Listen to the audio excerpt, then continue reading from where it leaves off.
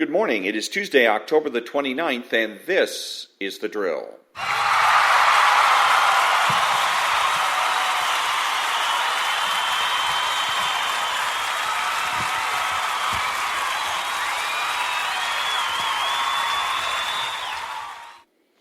Thank you very much. I'm Ron, your host, the only true conservative in the United States today, because I'm the only one who makes the presumption for the status quo.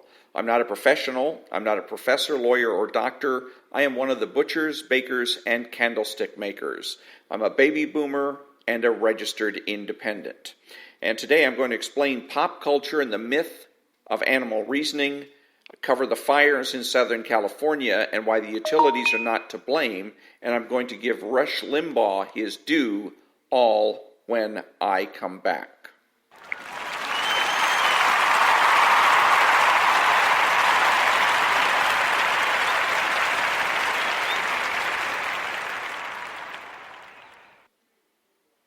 Thank you. You can't prove a negative.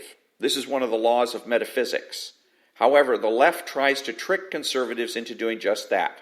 Animal reasoning is one of the many examples of lefties trying to con the rest of society. Human beings are the only species that reason, and that reality is self-evident. It is inescapable. Anyone, therefore, who tries to argue with this axiom is not just wrong, but a liar. When a lefty tries to tell you that the only difference between humans and other animals is simply a matter of degree, you must call them a liar. Any other response will simply validate their claim and make you look stupid. Remember that the burden of proof is always on the left, and popularity is not proof. When I come back, why the utilities are not to blame as causes of the California wildfires.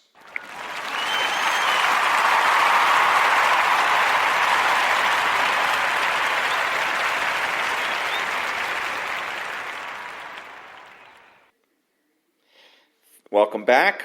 When a child does something destructive, we blame and hold accountable the parents, not the child. We do not try to recover damages from the child for obvious reasons. So it goes with the utilities in California. Years ago, the state of California made a deal with the residents of the state. The delivery of electricity and gas would be handled exclusively by three companies: San Diego Gas and Electric, Southern California Edison, and Pacific Gas and Electric, effectively creating three monopolies.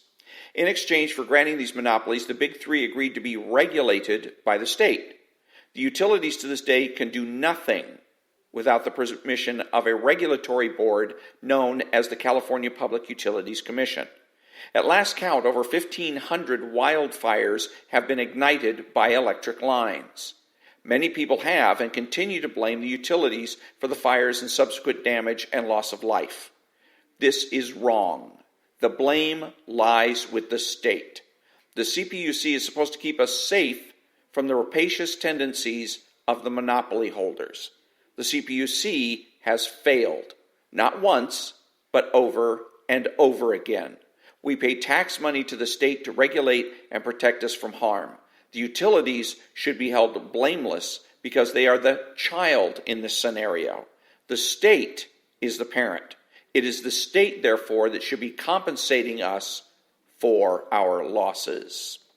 When I come back, I will give Rush Limbaugh his due.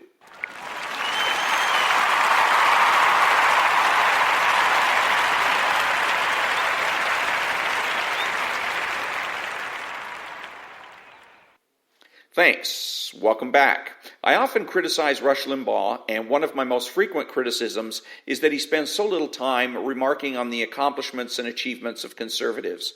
He fails to celebrate.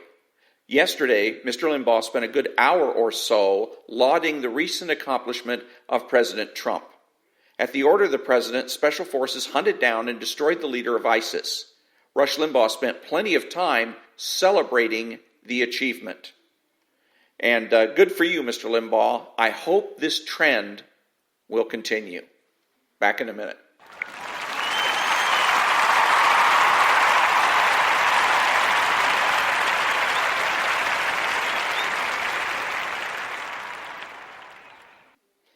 Thank you. In conclusion, I have explained how to think about reasoning and why it is an exclusive province of human beings, proved that the state of California should take the blame for all of the damage caused by the wildfires, and applauded Rush Limbaugh's celebration of the death of evil. So, who is the true conservative? He is the person that understands that conservatism is not just about politics, but culture as well. He is not selfish, but minds his own business. He acts like an adult. He is patriotic and uses common sense. He expresses what he knows and does so with absolute certainty. He makes judgments, refuses to speculate, speaks clearly and definitively, and is not afraid to say no. He is open-minded, asking why rather than why not. He is consistent, credible, and influential. Not ashamed of his existence, unafraid to learn or correct his mistakes. He is a normal American, and he is better than the socialist. He is a better friend, father, brother, family member, and a better person, period. You have to know that. If you don't know with every fiber of your being that being a true conservative is best, then you're wasting your time. And that brings me to the conclusion of another episode of The Drill. Remember that the left has no authority, no power, and they can't win. True conservatives know that nothing is inevitable. Thank you for listening, and have a great day.